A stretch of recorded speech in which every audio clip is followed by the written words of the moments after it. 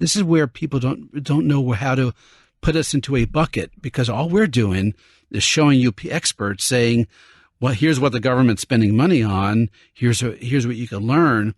And a lot of times there's no entertainment in that. There's no, there's no food fights. So like, why am I going to watch that? Well, you're going to watch that because you are a citizen of a country that's, again, $31 trillion in debt. Where are we spending our money? What are our priorities? The country that we are giving to our kids to inherit, what's it going to look like? This isn't the place to get all those answers, but you definitely are going to hear some informed expert witnesses about where we are headed as a country. I am so damn tired of being lied to. I don't think I can deny it anymore. You can't stick to your story if you think it flies, but I'm not gonna buy it anymore. Hello, friend, and thank you for listening to the 262nd episode of Congressional Dish. I'm your host, Jennifer Briney. If this is your first time trying out Congressional Dish, first of all, thanks. I love that you're trying out a podcast about Congress, because I know that could sound kind of boring, but I promise you it's not. And I think the reason is that my show is very different from the other ones that you'll find, especially in the news and politics category of any of these podcast apps. This one's actually most easiest to find in the government category, because this is a show about what Congress does after the elections. This show is not about campaigns or the latest poll or who's raised the most money or what this election means for 2024. No, this show focuses on what our representatives do with the power we give them via these elections. But the thing is that who we elect in these elections determines what the governing is going to look like. And we just had an election. In fact, it's been 5 days since the election, and we still don't know which party will control the House or the Senate. And the counting, especially in California, seems to be happening at a snail's pace. And so I don't know when we're going to know. And what that means is that I really can't give you any intelligent analysis of what governing is going to look like yet, because the election really isn't over. And so unlike the rest of the punditry that has been just straight guessing and in some cases making shit up when it comes to the 2022 midterms, right now I have damn near nothing to say about them. And so I'm going to say nothing, and I'll give you the answers when I have them. But I still have something for you. Today, you're going to get your Thanksgiving weekend gift early. So today, I am thrilled to introduce you to a real gem of a human being. Today, you're going to meet Howard Mortman, who is the communications director at C-SPAN. He's also the host of a great little podcast that highlights fascinating nuggets from the vast C-SPAN archives called The Weekly. And he's also the author of When Rabbis Bless Congress, The Great American Story of Jewish Prayers on Capitol Hill. Now, I think most people are familiar with C-SPAN, but just in case, C-SPAN is a totally nonpartisan television and internet network that shows what's happening inside of the U.S. Congress by turning on the cameras, letting them run, and not having some pundit talking over our members of Congress. If you're watching C-SPAN, you're just watching what's happening in real time in the people's house or the Senate or in the hearings or in the think tanks or in the speeches. I mean, C-SPAN covers all kinds of stuff. But the most important thing is you don't have to listen to Joe Scarborough or Tucker or Rachel Maddow or any of their opinions. There are no opinions on C-SPAN. They just let us watch stuff for ourselves. And then even better, they take all of those videos and make them available online for free for anyone to watch anytime they want to on cspan.org. C-SPAN simply has the best archive of government footage in this country, and I consider myself very lucky to have been invited twice now into their studios and onto their airwaves in Washington, D.C. The last time I was invited onto their program, Washington Journal, which is a show that they air every day, and it's interviews with all kinds of people. But about 2 months ago in September, they interviewed me in their Spotlight on Podcasting segment. Now, the interview was recorded live, and when I got back to my hotel and checked my Twitter, I had a notification showing me that the communications director at C-SPAN, Howard Mortman, had enjoyed and shared my interview. Long story short, we started chatting on Twitter, and I just have a million questions about how C-SPAN works. And so Howard graciously accepted my invitation to be interviewed so that I could pick his brain about the behind the scenes of our country's most valuable archive. Even better, he offered up the C-SPAN radio studio to do the recording in. And I'm totally aware of the off-the-charts level of dorkiness here, but recording in the C-SPAN radio studio was truly one of the highlights of my career. And this interview was so fascinating. I learned so much about how C-SPAN accesses Congress, what they are and are not allowed to film, and I learned a lot about how C-SPAN's financials work. And then we also talked about Howard's, like I said, great little podcast, which Congress nerds are sure to love, that pulls clips from the C-SPAN archives and gives you about a 15-minute little history lessons about all kinds of topics. It's a great little show. If you like this one, you'll probably like that one. And then we also talked about Howard's book, which is a deep dive into the history of prayer, specifically Jewish prayer in Congress. Because I don't think a lot of people realize that every day in Congress, they pray. Despite the division of church and state in this country, like it's a whole issue. And Howard wrote a whole book. And so I loved this interview. In fact, I intended to just give this to the people that pay for this show because this is a listener-supported podcast. And if you support it, you're able to get into my green room where I have all kinds of bonus content. This was originally going to be bonus content, but the interview was too good, so I'm giving it to everyone. So while we await the results of the 2022 election, here's Inside C-SPAN with Howard Mortman, and I'm sure you'll enjoy it as much as I did.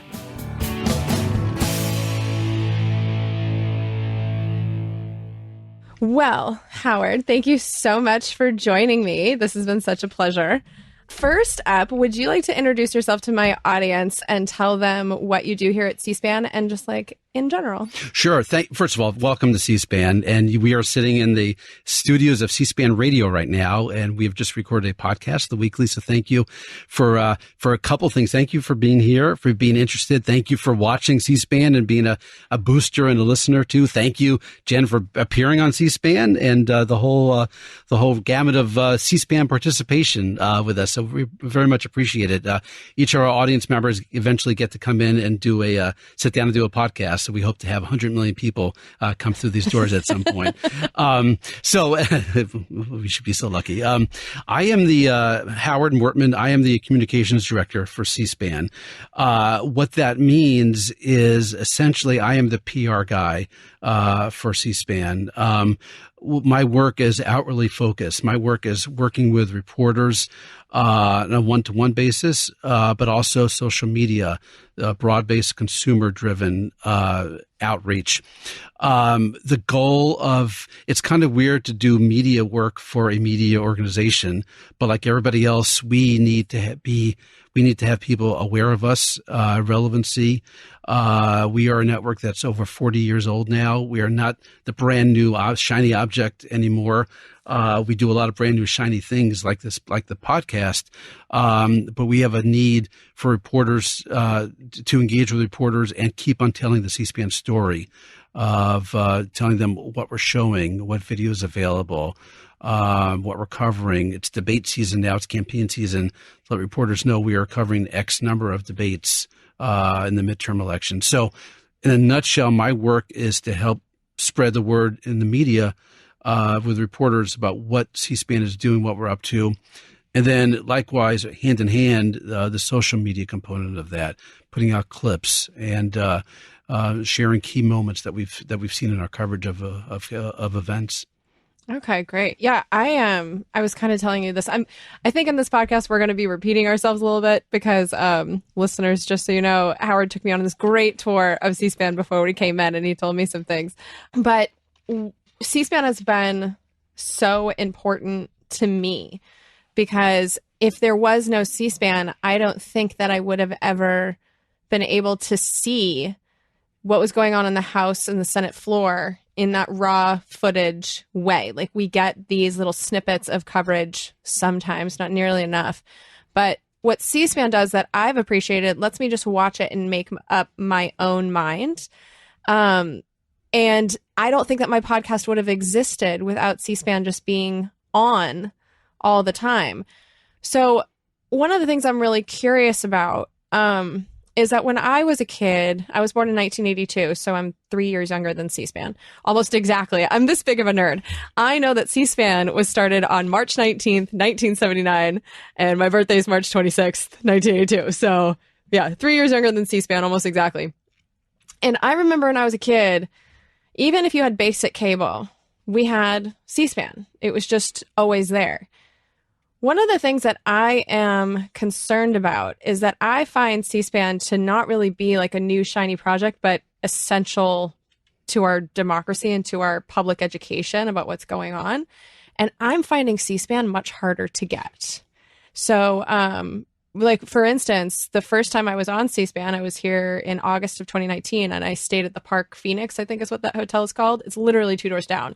And I couldn't get C-SPAN on my television. Now I'm a digital nomad. I live in Marriott's and Hyatt's, and I can't get C-SPAN in either of those brands because they have their own TV distribution systems. So I'm curious, what is that dynamic? Why is that happening? What's going on with C-SPAN's distribution? So a couple things. It's a terrific question. I'm going to back up a little bit and hit on a couple things you said in the lead-in, which kind of builds toward the distribution. First of all, I love what you said about thinking for yourself. The core of what we do is we don't shape the story for you. We don't offer our own narrative. We don't editorialize. We are a couple hundred people here, work here. We have stripped ourselves of our own opinions about what's happening. We let you, as you said perfectly, think for yourself about what you are watching. That means, and it's very important to note, it kind of builds into to what you were saying about distribution. We are a nonprofit. It's very important for people to know there's no government money involved at all in C-SPAN. We are entirely funded by the cable industry and television and satellite providers, and they've been with us from the very beginning. What that means is that we are a service provided by them, a public service, and as a nonprofit means we don't have any advertising. So we don't have any advertising. We don't have any ratings. So what you are watching on a day-to-day basis doesn't show up in the traditional storylines. Who's up, who's down, personalities up and down. This is strictly a public service of our programming. I'm going to fast forward now to your point about the distribution. We, like everybody else the cable industry, like everybody else, the battle for eyeballs. We want people to watch us, but we are not. I would say we don't really have competition in a normal sense. When MSNBC is on TV, is broadcasting, and Fox is broadcasting, we're not competing against them because we will be there regardless because of our nonprofit nature. What we do want is people to watch us for hearings and for the politics and the raw coverage of Congress. So as the number of cable subscribers diminishes, you're mentioning of hotels, that definitely is an issue, a distribution issue of people less likely to show us. That is definitely looming out there as a concern for us. We have an entire department here that deals with the cable industry and affiliates, and working with our contracts and the cable providers to make sure they continue to show us. If you have examples where you can't find us, you're right. It used to be C-SPAN 1 and 2 was available wherever you went in the hotel rooms, C-SPAN 3 perhaps. But that as the cable package diminishes, I'm sure we are being left out of packages you get in your hotel room. Doesn't make us happy. We don't want that. But one way to go potentially overcome that is by providing our video in other ways, such as in social media, providing clips, our website. You don't have to have the TV version in your hotel room to access cspan.org and see the hearings and see our programming. So I don't have an answer for why a particular chain doesn't have us. I actually, after we're done, I'm going to go back and ask what the answer is for a particular hotel chain, why that's less and less prevalent. But the general answer is we hope that if you're not watching on TV, that you are accessing us first digitally or through other means. Well, I mean, that's how I've done it because I was already aware of C-SPAN. And so cspan.org is, bookmarked, and I watch pretty much everything. You can watch things live on C-SPAN. I feel like you guys do a really good job with the online situation, but I think what we're missing without C-SPAN on the televisions is the random person who's just flipping through the channels. There's nothing else to watch. What is this hearing? Because that's happened to me where I wasn't going to watch a hearing about Somalia. And now all of a sudden I know that we're at war there. It's that type of thing that I feel like having C-SPAN on the television aids. And I'm curious, one of my pitches for funding for Congressional Dish, and it's been a few years since I checked this, so I'm sure they're charging more now. But I used to tell people, if you're paying for cable, you're paying $1.50 every month for Fox News. And I think ESPN is the most expensive. I think they're over $2. And I was like, okay, so if it's worth that much to you to have Fox News, how much is it worth to you to have Congressional Dish? So is C-SPAN pricing it so high that these cable companies don't want to pay it? Or because I know you guys have to pay for all this stuff somehow, what's happening where C-SPAN's getting left out? And to piggyback on that, when I did have cable, one of my packages had C-SPAN 1 and 2, and I had to get a bigger package to get C-SPAN 3. They split it out. So who's making these decisions? How expensive is it to get C-SPAN? What is happening? Okay, you are like a mega super smart absorber of all this. And so, I'm not saying that, I'm not patronizing. I'm saying you actually know the economics of this, which is marvelous. So you cited the cost for ESPN and Fox. Do you know how much it costs per subscriber for C-SPAN? No. 6 cents. What? Yeah, 6 cents. So if you're talking about ESPN and HBO and $5-6 per subscriber, we are 6 cents. We are at the bottom. We are at the bottom of the of the.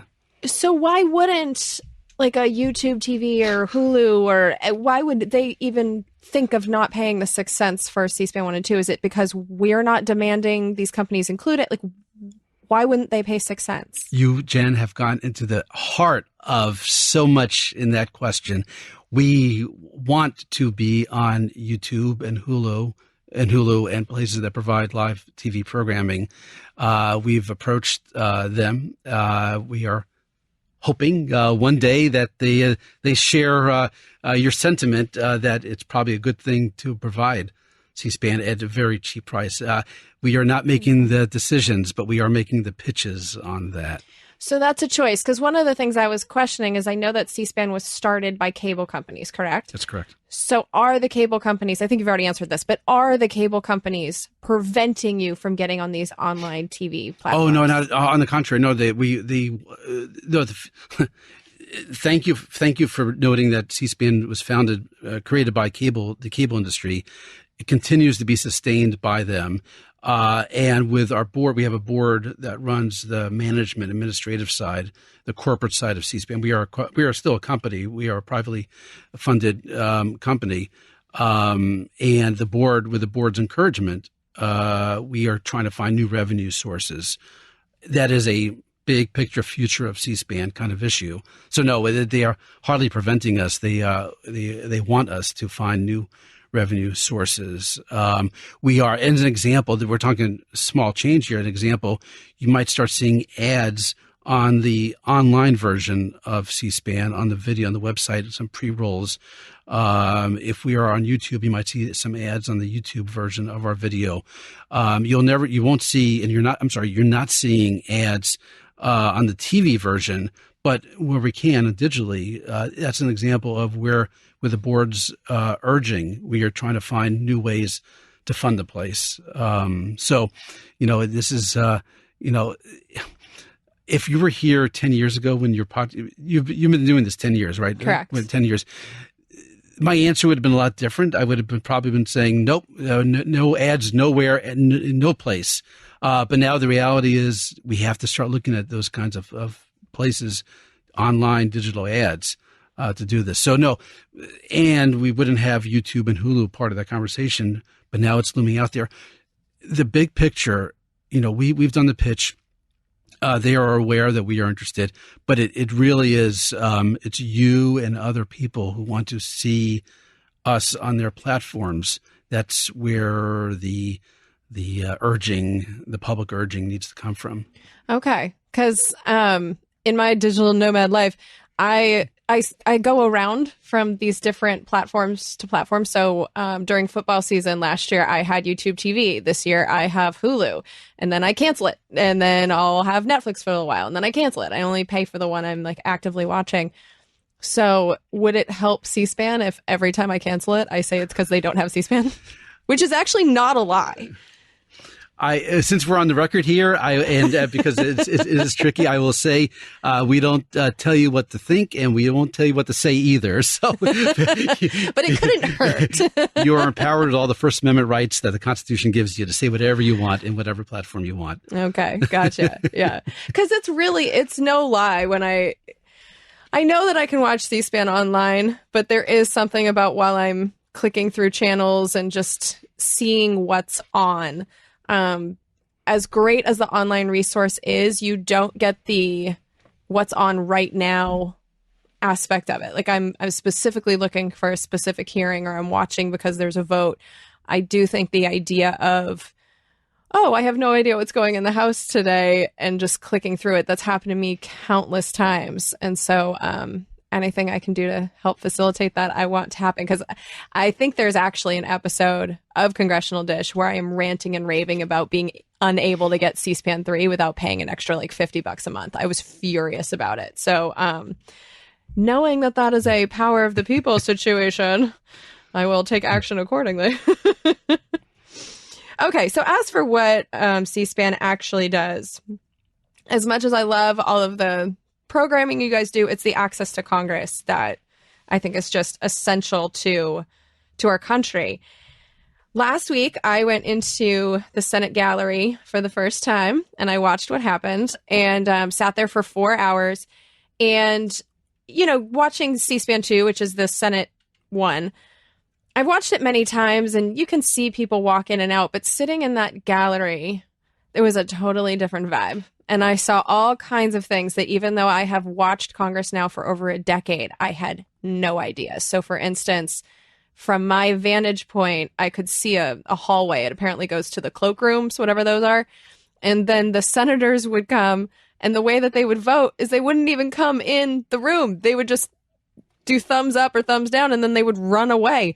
John Tester, he was so ready for his vacation that he voted on the continuing resolution in his jeans, and he just popped right in, thumbs up, and he was gone. I mean, you could just see a John Tester cloud on his way to that door. But the C-SPAN cameras, the cameras were just, there was no one manning them. They were facing straight forward. All of these conversations that were happening along the sides of the walls were not being filmed. Can you explain to me how that happens, and why there's no one there showing these hallways where all of this, quite frankly, entertaining Senate action was going on? So you hit on a number of really important things in that. And I love that you were you in the press gallery, or were you as a visitor, or were you? No, I was in the regular peasant gallery, and I wanted to get into the press gallery because the House is still closed. Yeah. So my plan for the day was watch the vote in the Senate and then go over to the House. I was going to spend the whole day. And then they said, if you don't have a press pass, you can't go into the House. And I'm like, well, I'm press. And so I went into there. And when I said I was a podcaster, the girl laughed in my face and said no, you can't get into the House. You're not real press. I mean, she didn't say that. She wasn't that rude, but no, I couldn't get into the press gallery. This is where it's their rules on what that's not my topic, but who is press anymore? Like, who in this age, is it just print reporters or podcasters, bloggers? Massive Twitter, people with massive Twitter followers, like what constitutes press now is actually, it's far outside my alley, but it's an interesting question of who gets access to these things. Well, and I'm a little offended by it because Congress is my subject. I back up everything I say with my sources. I read the bills and laws. So to tell me I'm not press and then have some garbage, I don't want to name any, but we all know there are some bloggers out there that have access, that have their own little desks up there. Because I did walk through the Senate press, little back room that had all these cubicles. And I was able to read the outlets that had access. And I was like, I belong at least in because that was the other thing. There was Senate action going on and the press gallery was empty. So they were all sitting in their cubicles and I just wanted to get up into the rafters and watch the action. And they weren't even taking advantage of that. It was empty. Have you ever gone to conventions, Republican or Democratic conventions as press? I haven't, but my co-host of, I do another podcast called We're Not Wrong. In fact, I think you've met him, Justin Robert Young. Totally, yeah. He's great. Okay. We just started a new podcast together a few months ago, and he's going to drag me to them in 2024. So here's the deal. You and Justin, I love Justin. He's wonderful, and he's been on C-SPAN as well. You need to do a test. You need to apply for press credentials for the convention. Because here's again, I don't know what the rules are. I think the credential press for conventions mimic or imitate or the same list as the congressional press. So it would be a really neat test for you guys to try to get in to be, if they have Podcast Row, for example. So I'm so happy to hear that's on your radar screen for that. Yeah, I think Justin's actually done it. And even over in the Capitol, they said that if I wanted to apply for press credentials, they wanted to do all these background checks and all this stuff. So the problem for me, it wasn't that they just told me I couldn't come in. It wasn't a hard no. It was more of, you're trying to go to the House in the next 2 hours. It's a longer process than that. So I should be like a little cooler at the Capitol. Like maybe if I really worked at it, they would have let me in. But yeah, we're definitely going to try for the conventions. But the point being that what I saw physically in that room was just so different from what I've seen on television. So why wasn't there someone from C-SPAN spinning around and showing Tester in his jeans? All right. So let's go back. So you said you were born in 1982 and you said that on air. So I'll cite that.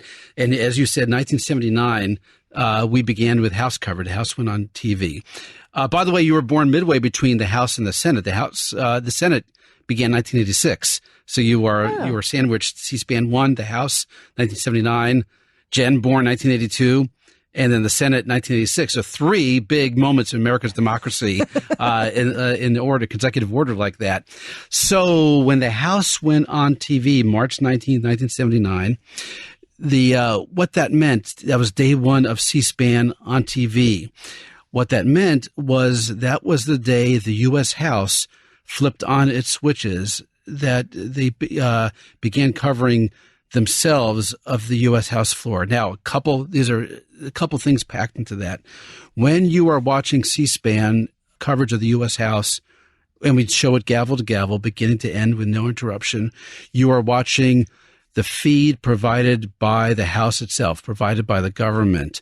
Likewise, when you are watching the U.S. Senate on C-SPAN 2, which began June 1986, same concept. You are watching what the government provides, the video and the audio the government provides of gavel to gavel. What we do, we take that feed and we put it on TV or on the internet. We add our graphics, meaning we say who's talking and the topic, what they're talking about perhaps, or like where they represent, and put our logo on there. But the video itself and the audio is all provided by the government. Now, the first question, why? Like, why can't we have our own cameras in there as well? And I'm sure when you were there, you might have looked up in the ceiling. It's a beautiful ceiling. And you want to have others say, my God, look at the ceiling, look at this room, look at these little conversation clusters happening. How come, you say, I get it. The government doesn't, these are government cameras.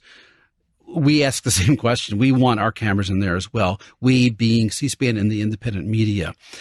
From the beginning, we have asked, both parties have always said, no, you can't have your own cameras here. We've been given a variety of different answers by both parties. We'll study it, flat out no. In the end, it's a power thing. If we were in there, independent media was in there, we would show exactly what you saw. People talking on the floor. We would probably show things that's in addition to what they, meaning the politicians, meaning members of Congress and the senators, want us to show. So we have never had. Now, I'm going to add one tiny but interesting asterisk to all this.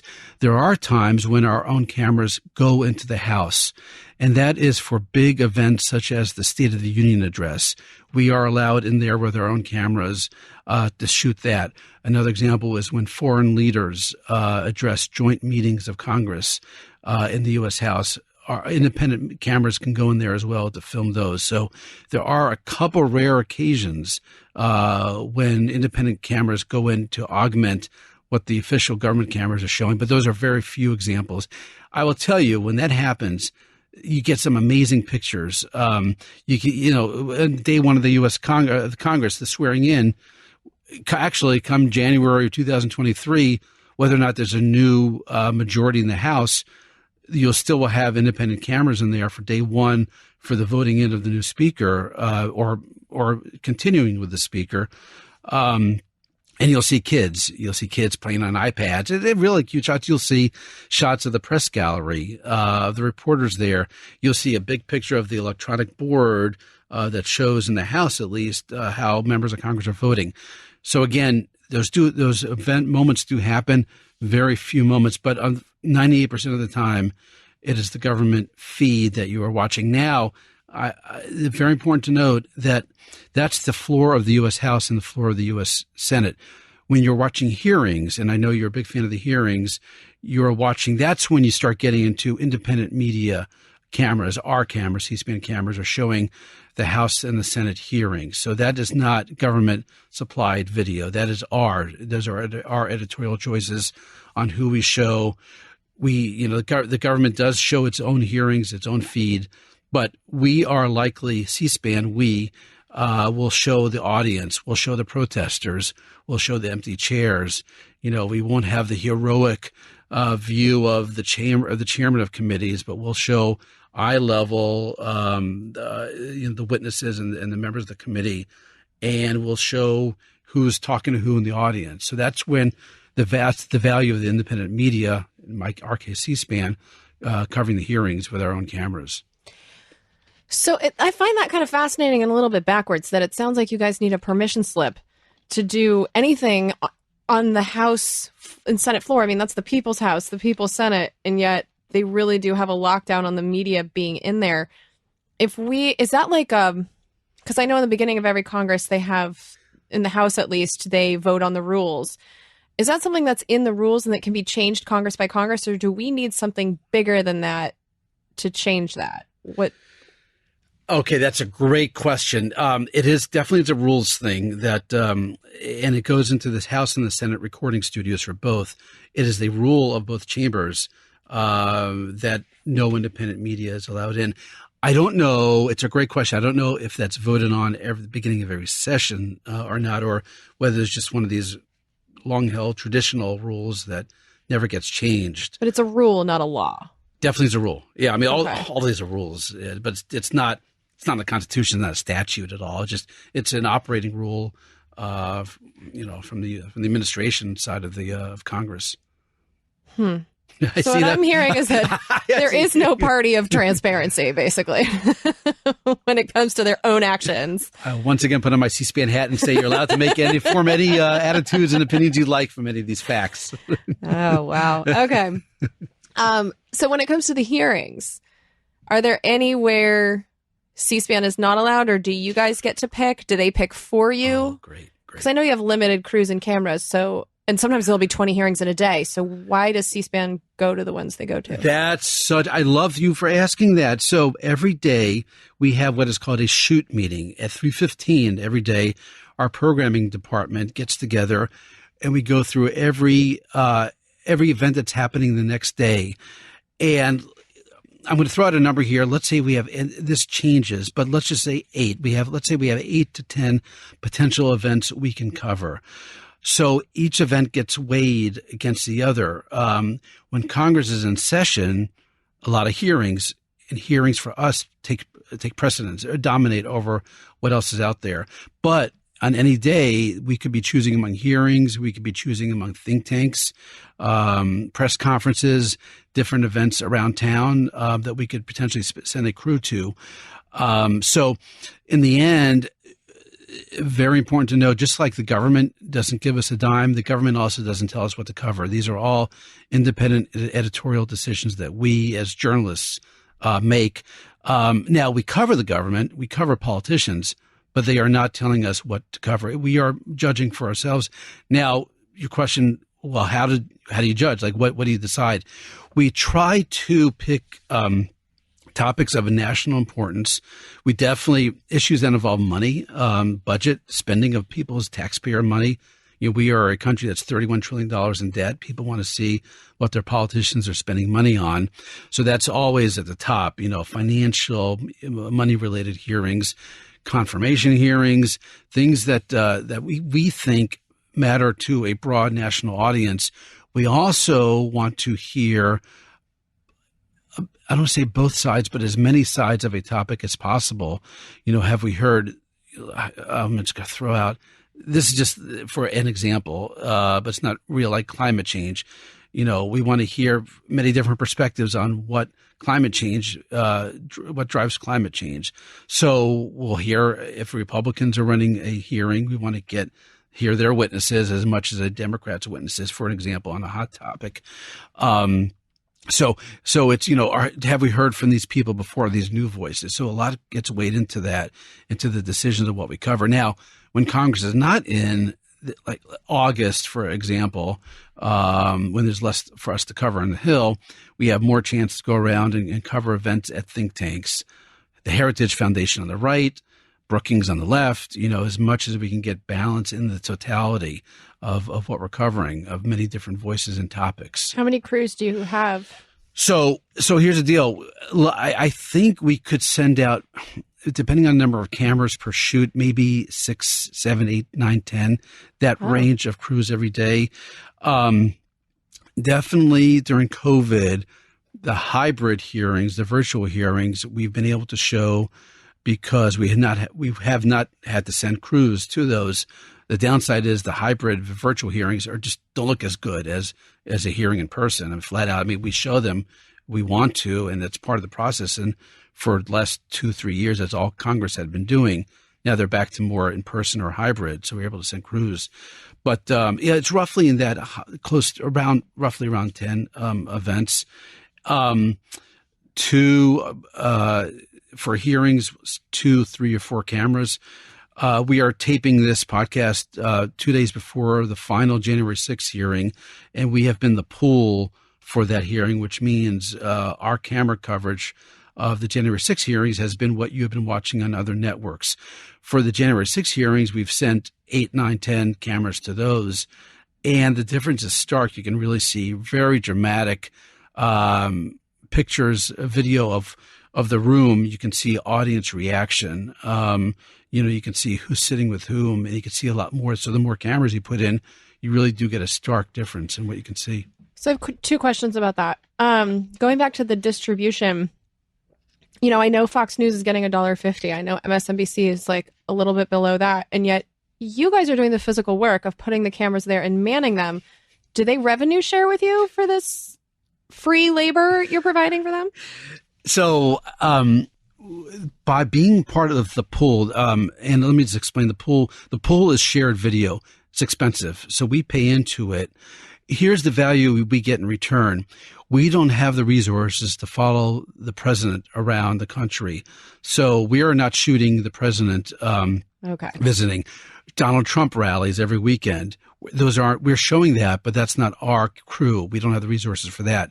When the president goes overseas, the G7, the summits, when the vice president was just in Asia, we don't have the resources to send crews there. So we benefit. Thank you for asking that and coming to our defense. I will say in this case, we don't need your defense and your anger, because we do get value out of that. Okay. You've expressed other things that probably we could use your anger about, but this is, we can afford to go to Capitol Hill. We can't afford to go around the country and around the world covering the president, but we still get their video off that. So it feels like a fair partnership. I appreciate everything you're expressing, but you can stand down on that one. Okay. I'll allow it.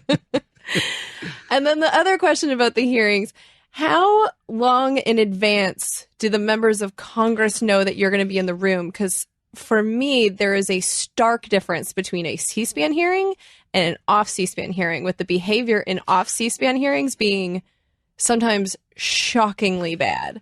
But they don't behave like that when they know you're in the room. So when they're planning their speeches, do they know you're going to be there, or do they have to be more on the fly? Great question, because that goes back to this shoot meeting that we have at 3:15. So they won't know till 3:30 the day before if we're there. They will have pitched us, and they will have sent notes to our assignment desk saying, come. My chairman is the Judiciary Committee is hearing these judges for nomination, or we're doing a markup, or whatever the issue is, talking about the budget, appropriations, whatever, health, and they will have probably pitched us several times prior to that shoot meeting, but only at that shoot meeting. And then after it's done, our assignment desk starts sending out the crews, and then we notify the people who have notified us that, yes, we are covering your event. So it's far less than 24 hours, maybe 18-hour, that they know that we're covering. And that applies, again, to everybody, to a think tank, to anybody who we're sending a camera to. I feel like that would be enough time to tailor my 5 minutes to be talking points instead of, real questions. So it's funny. I'm going to be doing a podcast in November. I think it's going to appear, of examples of. I will preview this because it was a lot of fun to do, of members of Congress in hearings demanding yes or no questions. You know how they always say yes or no, answer the question. Lindsey Graham. The example, yeah. and like all about that. What's the theory? Explain the theory of relativity. Yes or no? It's like, and so, but the thing is, and I have and this is not me expressing this. We have somebody else saying this, who was on another podcast, saying that they always say yes or no after they give lengthy statements. Let's say they have 5 minutes, 4 minutes and 30 seconds of their time is their own statement. Yes or no? And then this is a thoughtful concept. Yes or no? So that is a dynamic in there if you watch the hearings. Oh, yeah. Well, this is why people appreciate what I do, because I just skip right over those people. They don't make the highlight reels. In fact, this kind of tells you how ineffective. I mean, this is my opinion, obviously, and you don't have to say anything about it if you don't want to. But I've been kind of stunned that when I really break down these hearings into this is substantive, how often I don't need the members of Congress at all. It's really just the witnesses, and their questions aren't really all that helpful. It really is a lot of 5-minute speeches, especially if you guys are in the room.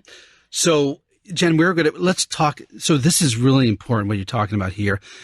This goes to the value of the hearings. This is where people don't get us. People don't understand. Even as the PR guy, I see a lot of media mentions of C-SPAN where they don't get us. We're not like anything else on TV. It's in my opinion, since we'll share some opinions here, it's really the value of the hearings where you get the experts, you get the people who are giving information, both sides, and you want to learn from them. And you can fast forward a lot of the speeches and I want to hear from the experts. Here's an example. I will tell you this. 8 years ago, Seth Rogen, the comedian, testified on Alzheimer's disease. And it was a very sobering hearing. And he gave a firsthand account. I think his mother has Alzheimer's, but he's very much involved in the Alzheimer's movement. I started dating my wife, Lauren, 9 years ago when her mother was almost 54 years old. The first time I met her parents, being the mensch that I am, I was excited to spend time with them and make Lauren think I was the type of guy she should continue dating.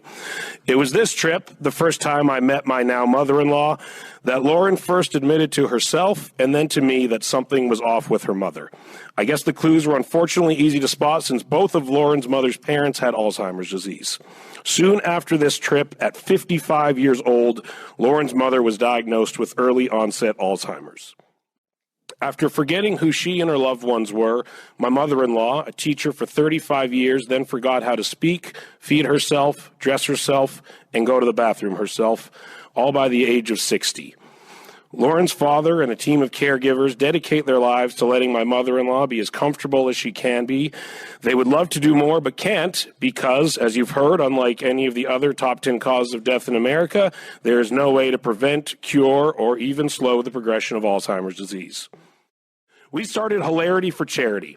Hilarity for Charity is a fund we have as a part of the Alzheimer's Association to raise money to help families struggling with Alzheimer's and support cutting-edge research. That's right. The situation is so dire that it caused me, a lazy, self-involved, generally self-medicated man-child, to start an entire charity organization. People need more help. I've personally seen the massive amount of financial strain this disease causes, and if the American people ever decide to reject genitalia-driven comedy, I will no longer be able to afford it. Please don't. Therefore, I can't begin to imagine how people with more limited incomes are dealing with this. Everybody was interested in what Seth Rogen had to say, but there were 4 or 5 other witnesses who were experts in Alzheimer's who also testified at that hearing that the Hollywood-driven press only cared about Seth Rogen but ignored the others. Seth Rogen was fine. It was really interesting what he said. But likewise, what the others, the experts, had to say about Alzheimer's disease and funding of it was so interesting as well. Because the prevalence of dementia sharply increases with age, the aging of the population itself, particularly when the baby boom generation reaches an advanced age, will increase future costs. The cost for care purchased in the marketplace will increase in real terms from the 2010 value of $109 billion to $260 billion in 2040. Dementia is very costly on average, but these costs are unequally distributed. Some households spend nothing, while others might spend more than $100,000 per year. Until a couple of years ago, we focused primarily on trying to treat people with unmistakable symptoms of advanced Alzheimer's, those who'd already lost many of their brain cells. The results, I'm sorry to say, have been almost entirely discouraging. But today, we are focused on earlier interventions. So many of our newest clinical trials are actually looking at pre-symptomatic patients who are at high risk but don't yet show symptoms. At the moment, people who have great ideas about Alzheimer's disease, who come to NIH with those, and again, we have some ideas about areas that we think are exciting, but we also count on our community to come up with ideas that the 3 of us, couldn't necessarily have thought about, and to send us those, and we put them through the most rigorous peer review process. But their chance of getting funded right now is about 1 in 6. 1 in 6. So 5 out of 6 are going away with nothing. The point of that is, if you just sit back and listen, this is where people don't know how to put us into a bucket, because all we're doing is showing you experts saying, well, here's what the government's spending money on. Here's what you can learn. And a lot of times there's no entertainment in that. There's no food fights. So like, why am I going to watch that? Well, you're going to watch that because you are a citizen of a country that's, again, $31 trillion in debt. Where are we spending our money? What are our priorities? The country that we are giving to our kids to inherit, what's it going to look like? This isn't the place to get all those answers, but you definitely are going to hear some informed expert witnesses about where we are headed as a country. I say it all the time that Congress has become my window to the world. And it's not just the bills and laws. I think the hearings are so important because this is where the people that are making our laws are getting the information that they are using to craft those laws. And they are inviting the best and the brightest, at least you hope so, to give their expertise. And there are whole events, there are whole wars I didn't know we were in that I only found out about because of the hearings.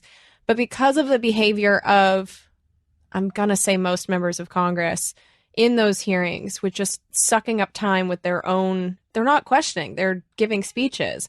There are a few very talented members of Congress that when I hear their voice, I pick up my pen, I'm ready to take notes, but they're the exception. And I think that it's a shame that the media, as you've correctly identified, they go for the snippets that they choose are the ones that tug at your heartstrings and are the drama, where at least for me, the really fascinating stuff is putting together the stories from that testimony, what the experts are telling you. And because of the weird structure of the hearings, I think sometimes you have to rearrange it a little bit. I enjoy doing it, and I don't find it all that hard. So I feel like other channels could do it using the resources you are providing to us essentially for free.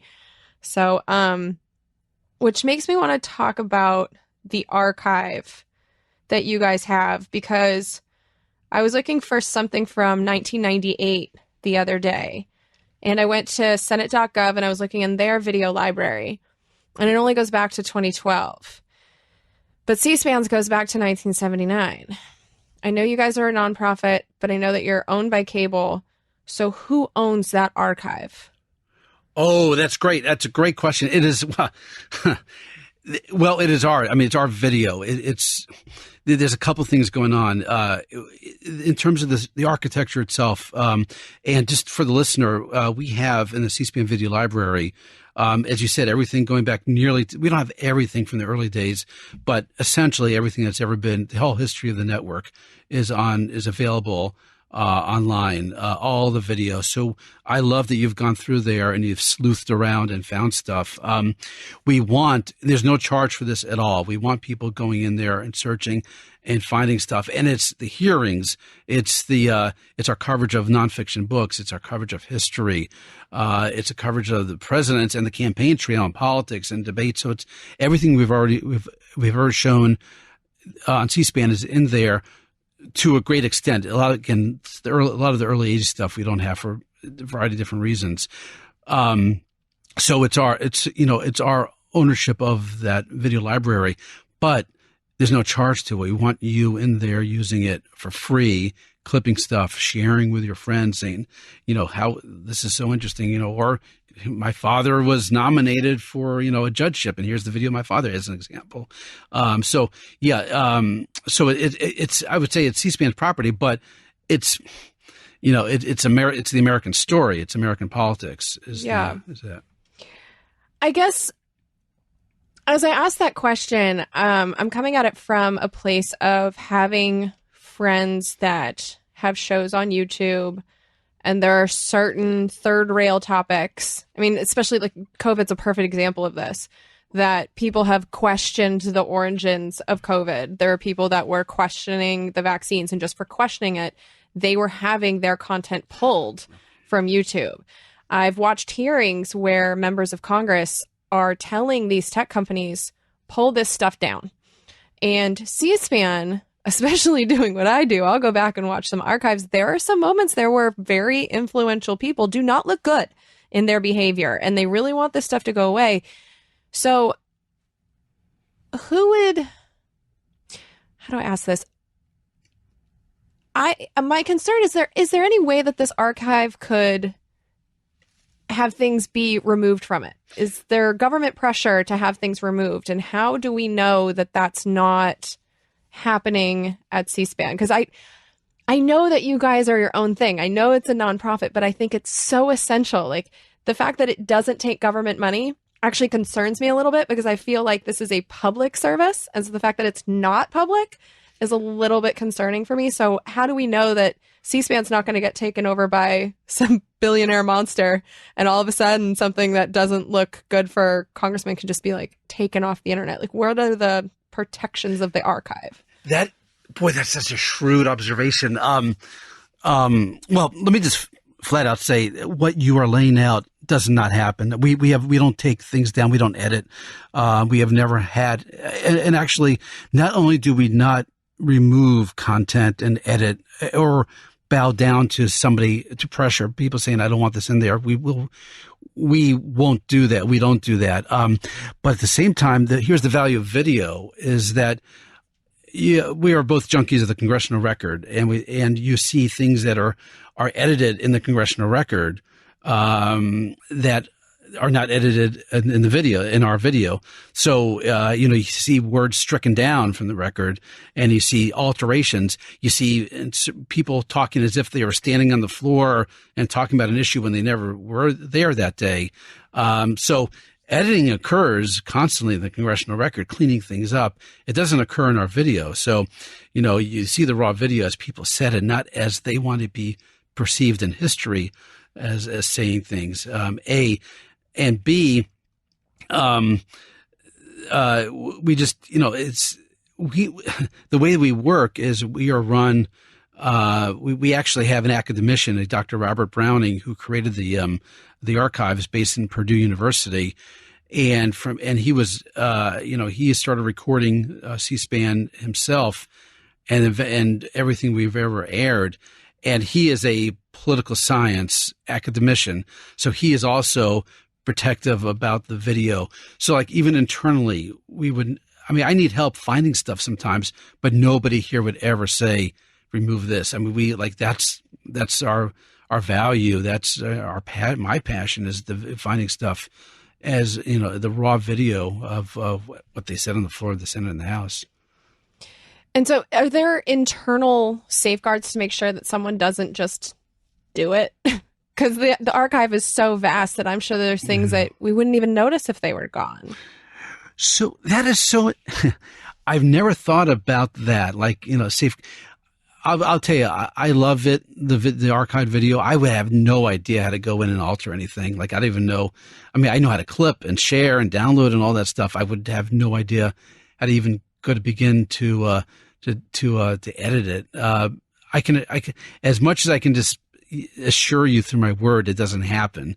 But let's say a foreign entity like Russia or China wanted to, I don't know in that case. I'm sure we have safeguards against that. So you're feeling confident in the archive I feel as confident as I can about anything in life. Yes. Okay. Yeah. That's a pretty strong endorsement. That's a strong endorsement. Okay. So before we wrap up, because I could talk to you all day, I do want to talk really quick about the weekly and your book. Congratulations on becoming an author. But let's start with the weekly, because that's actually where I heard from you. When I was on C-SPAN a couple weeks ago, you were so kind and you reached out on Twitter, and it took me like a week to put it together that you were the host of the podcast that I had been enjoying. It's the cutest little podcast. It's like 15 minutes and you go into the archive and you just tell these fun little stories. My favorite one so far is the one you did with the Queen, where she made everyone laugh. Like, she visited the House of Representatives and she told a little joke. And it was just like 15 minutes of joy. So where did you get the idea for the weekly? How long have you been doing it? So I actually have to backtrack. I have to go back a little bit. When you were on the Washington Journal, Jen, every so often, people who I really personally enjoy their appearances on, like I tweet out, because I know I really enjoyed your appearance. I learned a lot about you and the podcast and your podcast, this podcast. And I've been following you, and I know you have a following. So like when something clicks for me as just individually, I'll tweet out X person was on C-SPAN. Here's the video in the video library. And normally I don't get any response at all. I just throw it out there just because I want to celebrate that person being on. For you, my goodness. Everybody starts responding. Like I left for the day, and you were it was on a Sunday. You were a Saturday or Sunday. It was a Saturday morning. Yeah. And I left for the day with my family. I came back, and all like my mentions, like everybody's like retweeting me, saying Jen was great. Like my goodness, how cool. Yeah, just like the reach that you have and your listeners, your audience was stunning. It was great. Well, this is the mothership. They are excited for me. They know that other podcasters want to be on Joe Rogan. I was called by C-SPAN. That's so funny. That's so funny. So anyways, a tribute to you as a podcaster.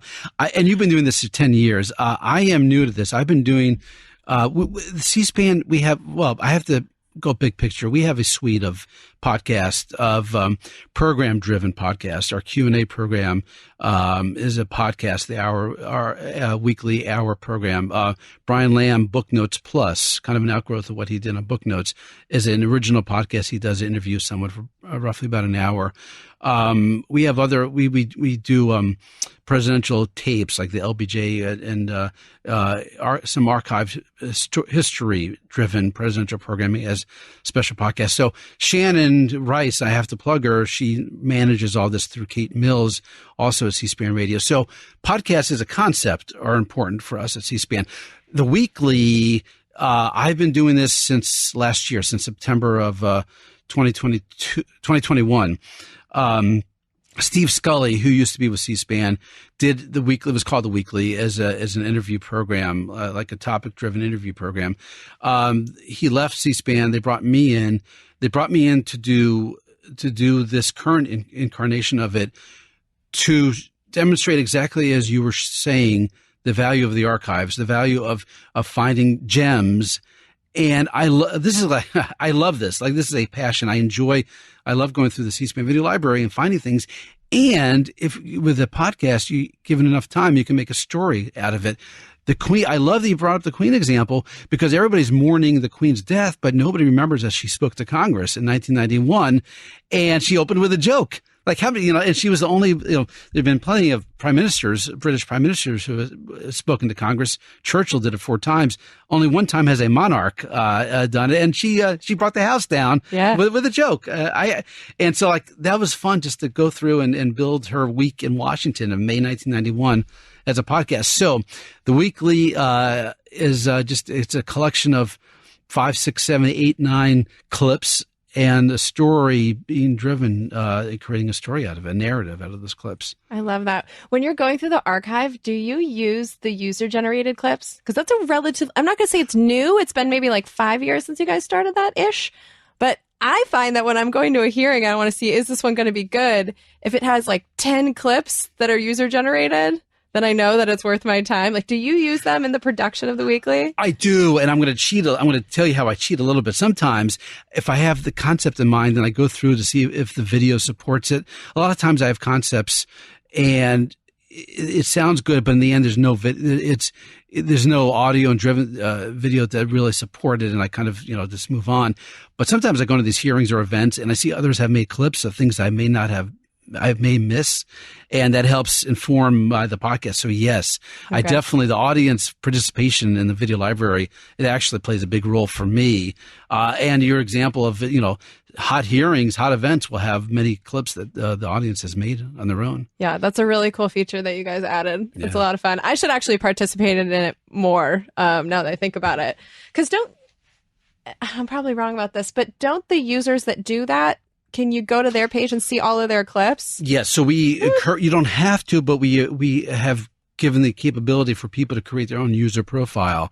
And, you can call yourself Jen Briney on there, and every clip you make is then available to be seen by others. So if you have if you have events or hearing moments that you particularly enjoy, they can see, and you clip it, and they'll see that you've made this. You can do it anonymously too. You don't have to identify yourself, but if you want to, you can say it's me, and here's all the clips that I've made. I feel like if I made an effort to do that, it could be advertising for the show.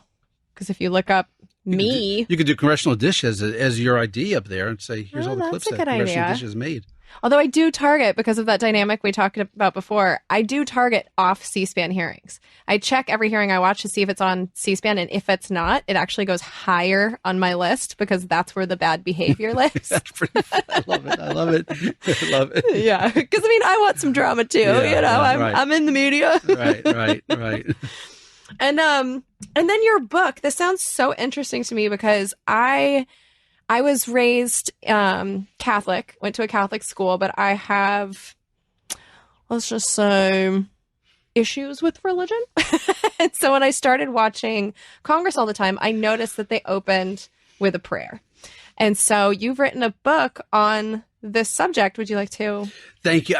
By the way, what you just said is a shock to 99% of the people out there for whom I talk about this book. Nobody knows that the first thing Congress does is pray. Even before they do the Pledge of Allegiance, they have a prayer. There are official chaplains in the House, and there are official chaplains in the Senate with staff, all taxpayer-paid positions. And Congress, from the very beginning of the U.S. Congress, has opened with a prayer. And do you know what religion those chaplains, those paid chaplains, are? Well, they've all been Christian. Only until recently has there been a Catholic. For the most part, they've been Protestant, or the current ones now in the Senate. The chaplain, Dr. Barry Black, is a Seventh-day Adventist, and in the House, Margaret Grun-Kibben is a Presbyterian. By the way, it's the first time there has been both he is African American and she is obviously a woman. It's the first time we've had non-white males as chaplains in both Senate. But but it is a tradition that a Christian minister gives the prayer to open. A chaplain gives the prayer to open every session. On rare occasions, for whatever reason, the official chaplain isn't there. Whether it could be as simple as taking a vacation or ministering other needs in the House or in the Senate. When that happens, then they have a guest chaplain come in and give the prayer in either the House or the Senate. On rarer occasions, the guest chaplain is a rabbi. And so this is where I come in, because I watch Congress for a living, basically, and watch C-SPAN. Like you, I intellectually curious about Congress opening each session with a prayer. Now, I will tell you that the book that I've written, so then I have to say, since you said you're Catholic, iffy, whatever your phrasing was, I'm Jewish. And when there are rabbis involved, I was particularly interested in a rabbi guest chaplain. I have to say, because I sense your skepticism about this whole practice, that this is not a book for or against of Congress praying. This is for the first time, a history of prayer in Congress. Just knowing you for like these 2 hours, yeah. I have no doubt. You have no doubt. I don't express no pity, but they should. That's so funny. You have no doubt that they should be doing this. So, well, I would imagine. So, have all the paid positions of the chaplains been Team Jesus? Is that, and then rabbis get to be guests? You're so funny. You're saying things in a way that I've never framed it that way before. Team Jesus. Many prayers end with "in Jesus' name, Amen," and it bothers a lot of Jews to hear Jesus being invoked so many times, and they are told that the prayers need to be ecumenical, need to appeal to many different religions at the same time. In the end, you are praying to the Almighty. You're praying, not praying to the members of Congress there, but these prayers should be accessible to many different religions. And the purpose here's the purpose of the guest chaplains, is to demonstrate the diversity of religions in America. It is, in fact, if you are worried about church-state issues, and definitely should be worried, if that's an issue for you, that, the Establishment Clause, by virtue of there being rabbis, there are also imams. There are Hindus. There have been Native Americans who have given the prayer. That in a way proves that there is no established religion in America because of the diversity of religions. Now, the book that I wrote zeroes in on rabbis the book is called When Rabbis Bless Congress, The Great American Story of Jewish Prayers in Capitol Hill. It zeroes in on rabbis, the hundreds of rabbis who have given the prayer in Congress since 1860 was the first one. And it tells the story of who they are and what they said. If anybody is and I'd say, because I've spoken to Jewish groups about this, with the same kind of, not as eloquently as calling Team Jesus, but the same kind of concern about this is all prayers about Jesus. I hear that a lot. And a lot of the Jewish American experience and story has been told through the rabbi prayers. Rabbis have invoked the Holocaust. Rabbis have invoked 9/11. They've invoked the struggle for civil rights. Wars have come through as themes in some of these rabbi prayers. So the American story is told in these prayers given by rabbi guest chaplains, as well as the American Jewish story experience has been expressed through these prayers as well. That's really cool. That's really cool. Yeah, just it's one of those things, I guess, because I'm or I can't say I am a Catholic. I'm not practicing. But because I went to Catholic school, I've just done a lot of they're praying again, and just get through it and go on with my day. But the skepticism you were sensing from me was, and you touched on it, was if I wasn't on Team Jesus, why aren't I being represented? We're supposed to have a separation of church and state. So that has to feel bad. And so that was the question I had written down. Are there Muslim clerics? Have there been Buddhists? Has everyone been welcomed? Although I'm still uncomfortable with the idea that we only have one team on salary. It's funny. Your skepticism is so well placed, and I could explain. I'll just tell you, I speak to synagogues virtually over Zoom about the book, and I can run through all of this. I can say, rabbis have done it, imams have done it, and they'll still say, but I still don't like it. I still think it's icky. And I totally get that. And in fact, I've always just been intrigued by C-SPAN showing these prayers. It's the only nationally broadcast prayer in the government setting, that you have now. With all skepticism included in this, the fact is it's from the very beginning of Congress. It is a tradition, and it's very important to note that's been protected by the Supreme Court. The Supreme Court has ruled that you can begin a legislative session, you can begin a government entity, like a county zoning hearing, a local county zoning hearing, can begin with a prayer, and the court has ruled on that over and over. So, it's protected, part of our tradition, supported by the court, but you can still say, I still like it, So that's totally valid opinion to have on this. But, if you buy the book, When Rabbis Bless Congress, The Great American Story of Jewish Prayers on Capitol Hill, you'll learn about a segment of Congress that you probably are not aware that Congress prays. And, just be exposed to this alley of history. You may not have been aware of this tradition of Congress. Yeah, and we'll include links to the weekly and to your book in this episode show notes to make that really easy for people to find. Thank you. But yeah, I think we hit our hour. Look at we that. Weren't sure. I knew we'd have an hour. I could keep going for a while, but thank you so much for your time. And yeah, I was intending to put this on my Patreon feed, but this is a main episode for sure. So this one's probably going to go out for Thanksgiving. So thank you for letting me take time off for the holidays. Can I just say one last thing? Thanksgiving is so painful on me as a C-SPAN employee because you go to the Thanksgiving dinner and everybody's got an opinion on Trump and on Biden. And my C-SPAN hat of no opinions extends to the Thanksgiving table as well. So thank you for airing this during Thanksgiving. It might be the only fun that I have is knowing that I'm on your podcast. So thank you. Yeah, my family just knows don't. Yeah, don't. Right. I don't want to get into it. I'm not working right now. Yeah. So yeah. Well, thank you so much. Thank you, Jen. Wonderful. Thank you.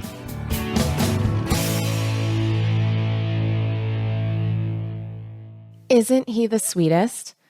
I swear, everyone I've met at C-SPAN is just like him. They are just the best, kindest, and I say this with all the love about my kindred spirits, nerdiest people in the country.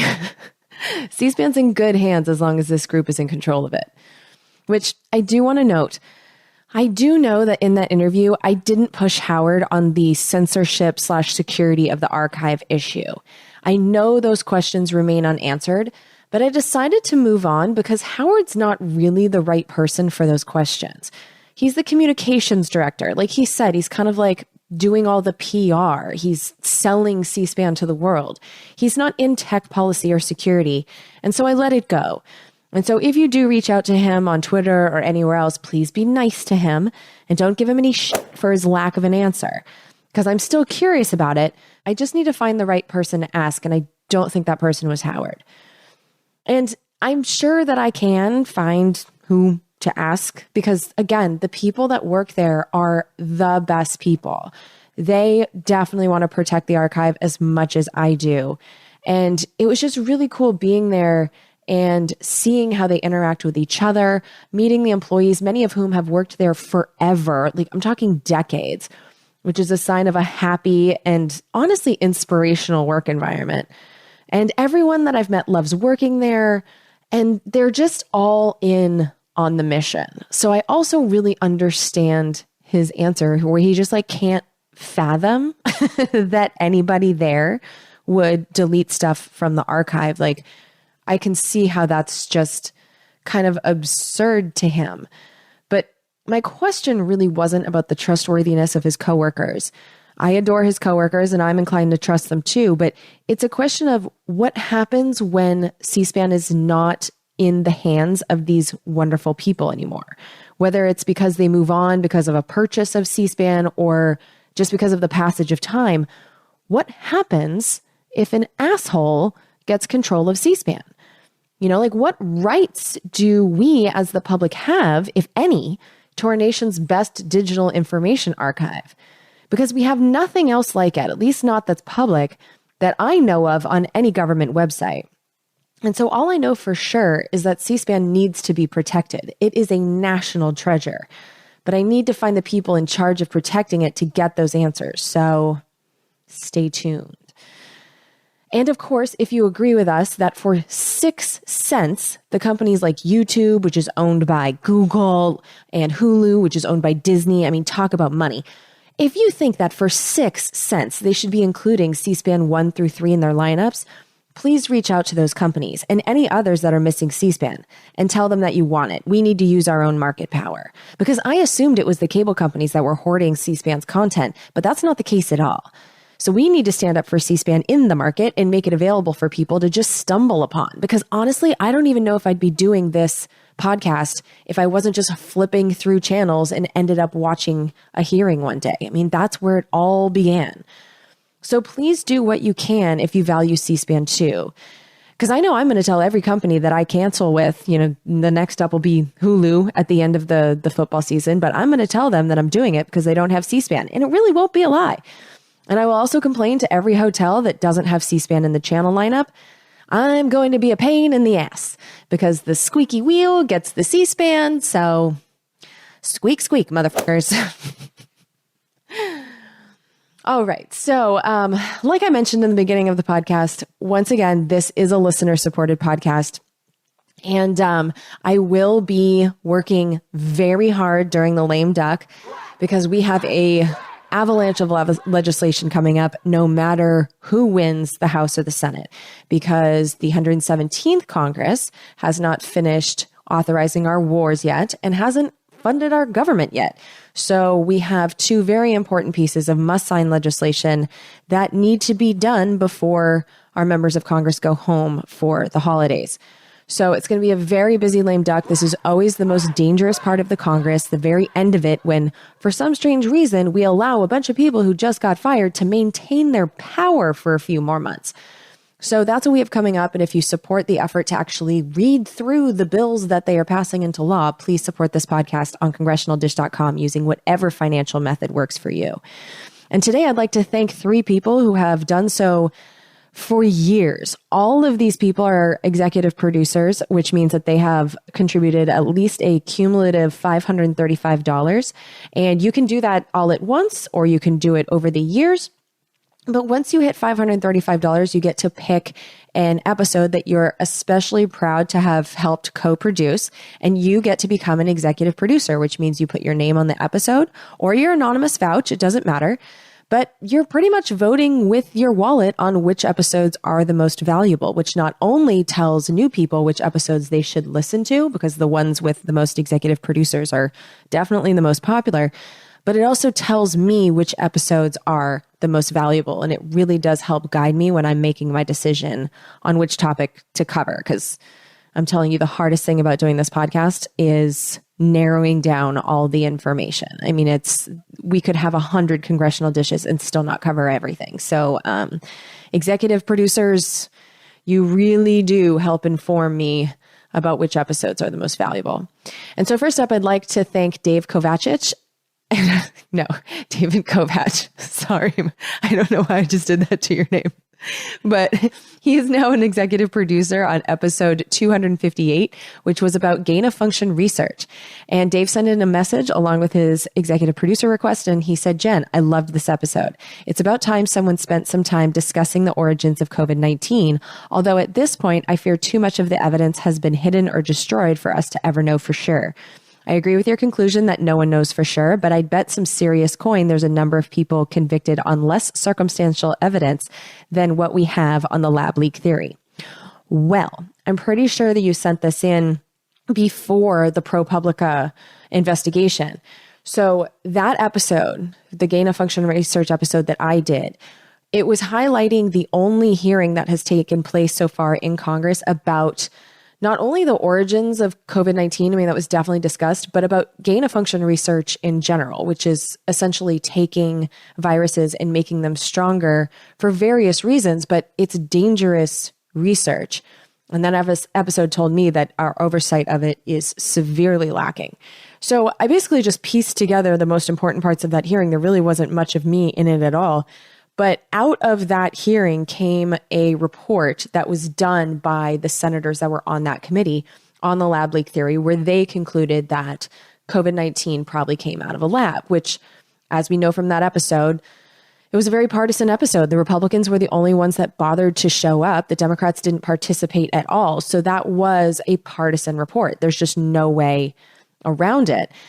However, at the same time, or like a little bit after that report came out, ProPublica and Vanity Fair together, and like ProPublica is one of the most legit journalistic enterprises that exists. Like if it comes from ProPublica, I trust it.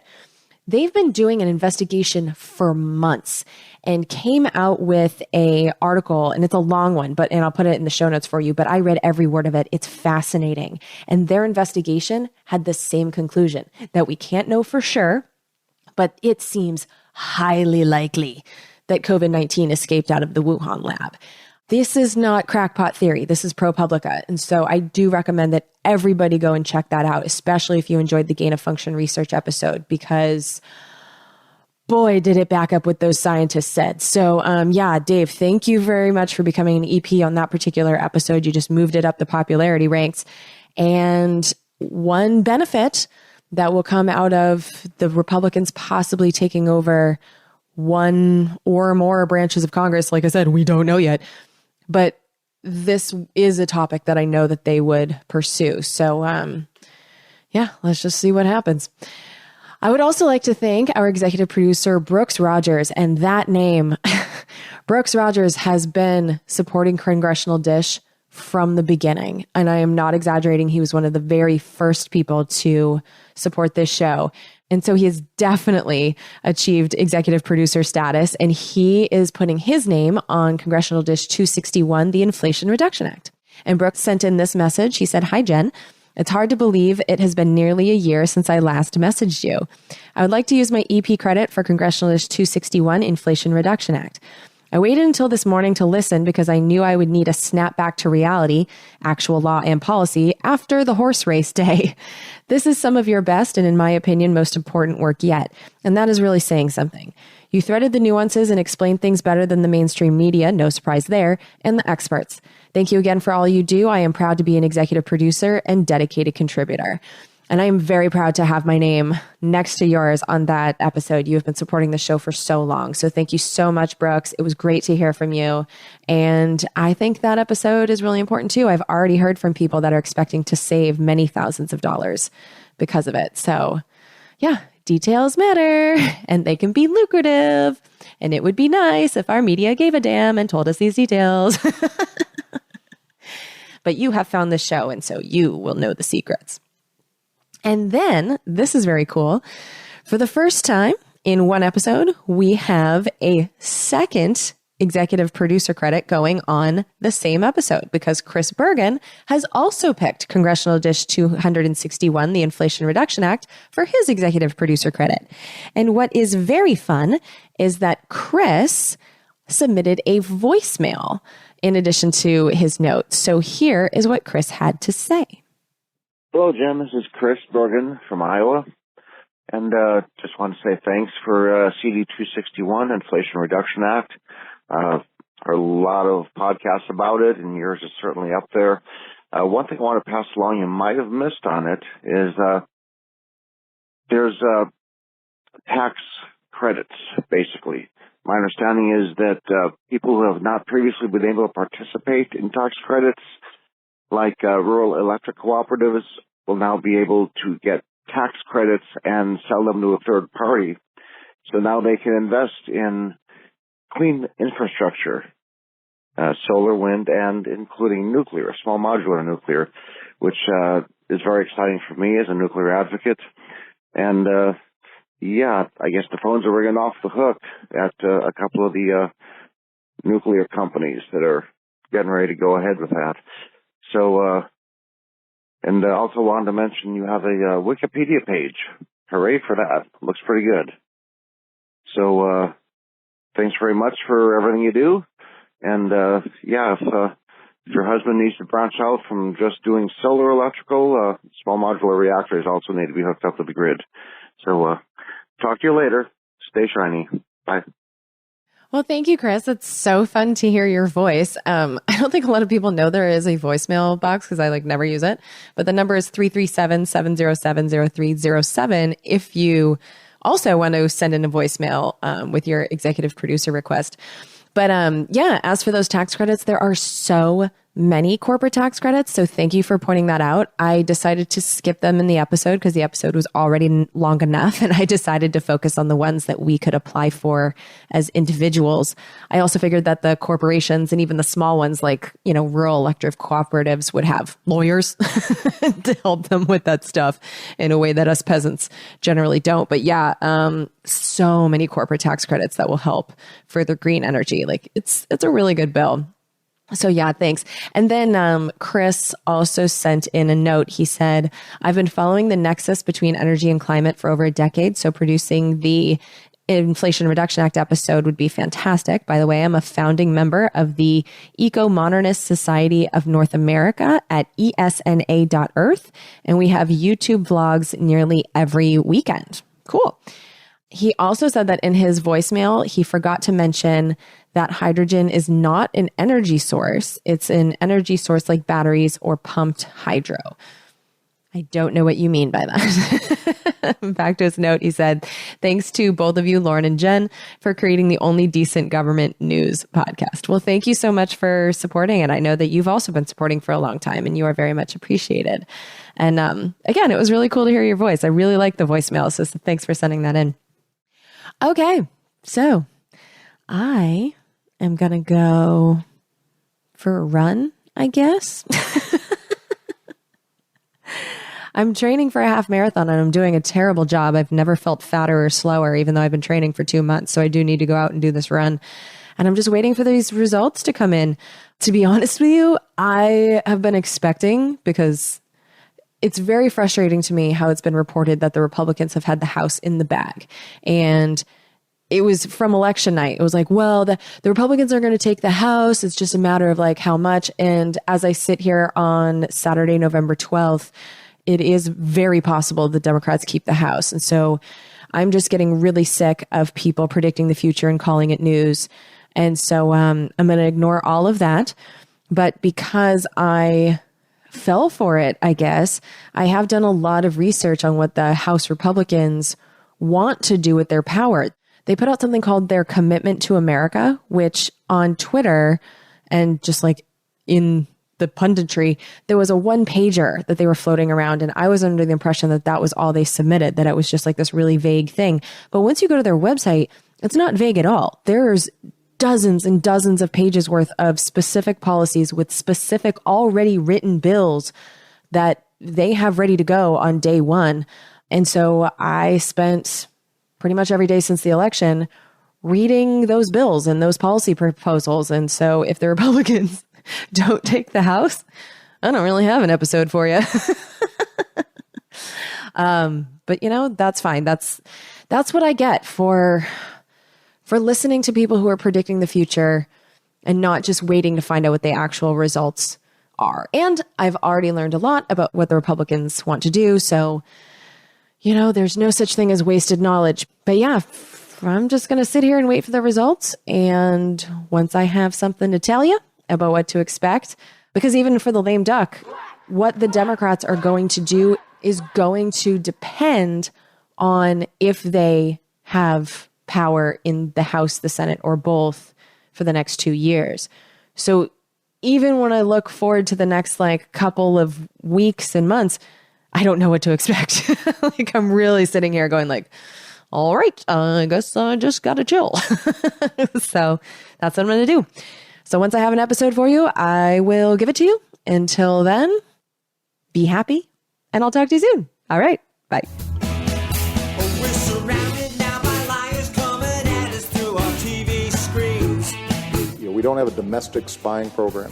They're content to fight in black and white despite the many in-betweens. We got a president who plays with the facts. What the facts? And then he waves a flag to cover his tracks.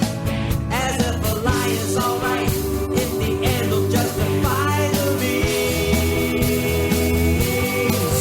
Now we are so damn tired of being lied to. The polar ice caps aren't going away. We don't think we can deny it anymore.